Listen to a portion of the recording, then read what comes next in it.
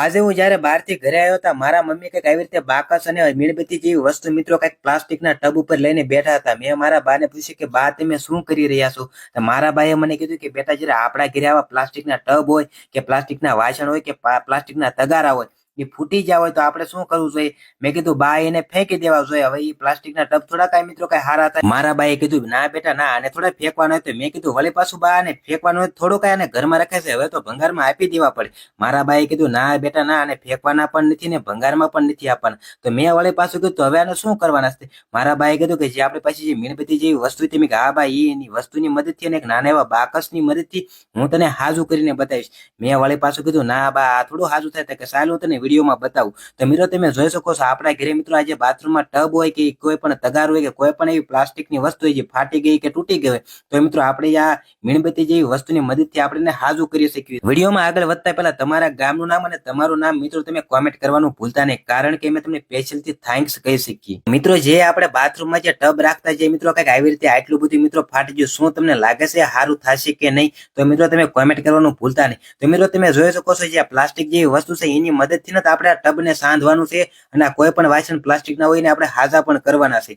તો સૌથી પહેલા તો મિત્રો આપણે દિવાસળી કરી લેવાની છે અને આ પ્લાસ્ટિક જેવી જે પટ્ટી છે એને સળગાવી મિત્રો જે જગ્યાએ આપણું તગારું ફાટી ગયું હોય એ જગ્યાએ મિત્રો આને હળવા હાથેથી આપણે એને લગાવી દેવાની. જાણે કે આપણે ટ્યુબ લગાવતા હોય એ ટાઈપથી લગાવવાની છે. ખાસ વાતનું ધ્યાન રાખવાનું છે કે તમારે મિત્રો જે લગાવતા હોય ત્યારે મિત્રો આને ભી બહુ એટલી બધી એને જોર નથી દેવાનું, કારણ કે જે જગ્યાએ આપણું તગારું ફાટી ગયું હોય કે ટબ ફાટી ગયું હોય એ જગ્યાએ મિત્રો નાચી જમ્પ મારી જાય છે, હમણાં તળિયો વધારે પડતો મિત્રો પોળો પડે છે. તો સૌથી પહેલા તો મિત્રો તમારે હળવા હાથથી મિત્રો આને હળવા લગાવી દેવાનું. અને બીજી એક પણ ખાસ વાતનું તમારે ધ્યાન રાખવાનું છે કે જ્યારે તમે લગાવો ત્યારે તમારે આને આંગળી નથી અડાડવાની, કારણ કે તમે મિત્રો થોડુંક આ ગરમ હોય છે અને તમે પણ દાજી પણ શકો છો. તો મિત્રો તમે જોઈ શકો છો આવી રીતે આપણે લગાવી અને બાકસની મદદથી મિત્રો આપણે આને આવી રીતે દબાવી દેવાનું છે. હા, અને બીજી વાત એ કે તમે જ્યારે બહારથી જ્યારે સાંધો છો તો એની એવી ને એવી રીતે મિત્રો તમારે અંદરથી પણ આવી રીતે આ પટ્ટીને મિત્રો લગાવી દેવાની છે. મિત્રો આ સ્ટીકની મદદથી મિત્રો તમારે ગરમ કરીને દિવાસળી અને ફરી પાછું જેમ આપણે બહાર લગાવીશું એ ટાઈપથી આપણે અંદર પણ લગાવી દેવાનું. અને ખાસ વાતનું બીજું પણ જ્યારે તમારે ધ્યાન રાખવાનું છે કે જ્યારે તમે દિવાસળીની મદદથી તમે આ જે પ્લાસ્ટિકની પટ્ટીને જ્યારે ગરમ કરતા હોય